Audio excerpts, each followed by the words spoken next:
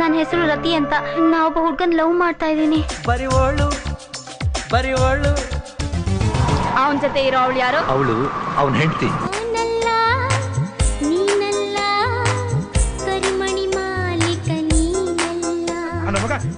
ಕೀರ್ತಿನ ಬಿದ್ದಿದ್ದಾನೆ. ಯಾರಣ್ಣ ಕೀರ್ತಿ? ಮಸ್ತ್ ಮಸ್ತ್ ಹುಡುಗಿ ಬಂದ್ಲು, ನಾನು ನಿನ್ನ ದೋಸ್ತು ಅಂದ್ಲು, ಎಲ್ಲದಕ್ಕೂ ಅಸ್ತು ಅಂದ್ಲು, ಸುಸ್ತುವಾಗಿ ಕುಸ್ತು ಬಿದ್ದೆ.